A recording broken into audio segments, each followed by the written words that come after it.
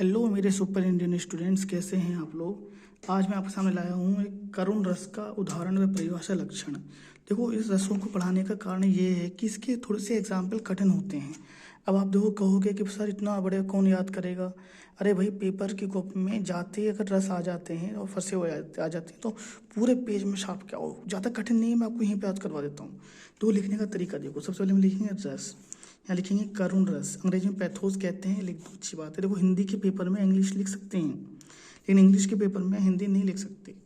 स्थायी भाव शोक होता है, शोक है ना। उस करुण का मतलब क्या होता है, शोक हो गया। मुझे शोक माने ये मुझे पढ़ने का शौक नहीं, मुझे पीने का शौक नहीं, वाला शौक नहीं, वो शौक होता है दो मात्रा। शोक माने शौक लगा, शौक लगा, शौक लगा वाला शौक, यानी कि एकदम से दुख वाला शौक, शौक लग गया। लक्षण कितना, देखो मेरी सारी परिभाषाएं एक जैसी हैं। किसी भी काव्य को पढ़ने या सुनने या उस पर आधारित अभिनय को देखने पर। काव्य भाई, अब तुम लिखाई पढ़ाई की बात कर रहे हो तो काव्य ही तो लिखोगे, या गद्य लिख दो को पढ़ने पर, सुनने पर या उसे देखने पर, जो या उस पर आधारित है ना, आधारित अभिनय को देखने पर। अब काव्य को देख थोड़ा सकते हैं, तुम कहोगे हाँ सर कवर तो अच्छा था, दुख हो गया मुझे बहुत। नहीं, उस पर अभिनय को देखने पर। किसी व्यक्ति या वस्तु के हृदय में या हमेशा बिछोड़ने पर, या उसकी दयनीय अवस्था को, भाई कोई गरीब आदमी है उसको देखकर हमारे मन में जो शोक का भाव उत्पन्न होता है, गम का भाव उत्पन्न होता है, उस भाव को शोक कहते हैं, क्योंकि नाम क्या है, शोक भाव। और इसके कारण जो रस उत्पन्न होता है उसे कहते हैं करुण रस कहते हैं। इस रस में व्यक्ति हमेशा के लिए बिछुड़ जाता है। देखो, जैसे एक वियोग श्रृंगार है, उसकी परिभाषा भी यही आएगी कि है ना, दुख होता है हमें, लेकिन उसमें क्या होता है, वियोग हुआ है, यानी मिलने के अभी चांस बाकी हैं। जैसे मान लीजिए आपकी प्रेमिका से आपका ब्रेकअप हो जाए, हमेशा के लिए नहीं, फिर शाम को दोबारा से यारी हो जाए, पैचअप हो जाए, तो उसे कहते हैं वियोग श्रृंगार। शाम को मिल गए या अगले दिन मिल गए या 10 दिन बाद बात हो गई, ठीक है। लेकिन अगर मान लो वो हमेशा के लिए बिछुड़ जाए, उसकी शादी हो जाए या कोई मर जाए, तो उसको कहते हैं करुण रस।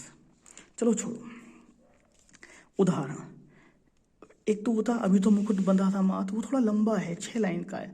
अब तुम उसे याद करोगे और पर लाइन कम रहेंगी तो फिर मजा नहीं आएगा। हाय राम कैसे झेले हम अपनी लज्जा अपना शोक, यानी हमें बहुत लज्जा आ रही है और शोक माने दुख भी है ना। गया हमारे ही हाथों से हमारा राष्ट्रपिता परलोक, हमारा राष्ट्रपिता कर दो, अपना राष्ट्रपिता कर दो, परलोक चला गया।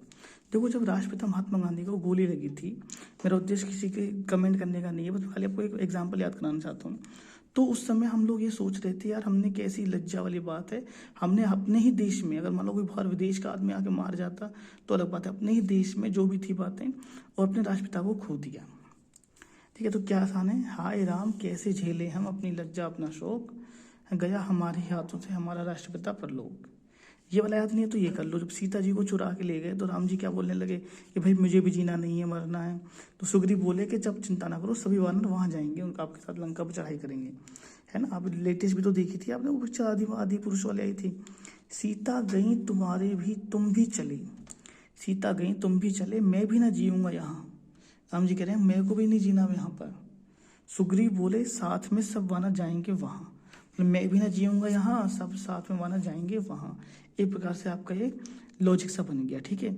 और भी उदाहरण है मेरे पास, लेकिन आप लोग इन्हें भी याद कर सकते हैं। मिलते हैं नेक्स्ट वीडियो में, टिल देन बाय बाय।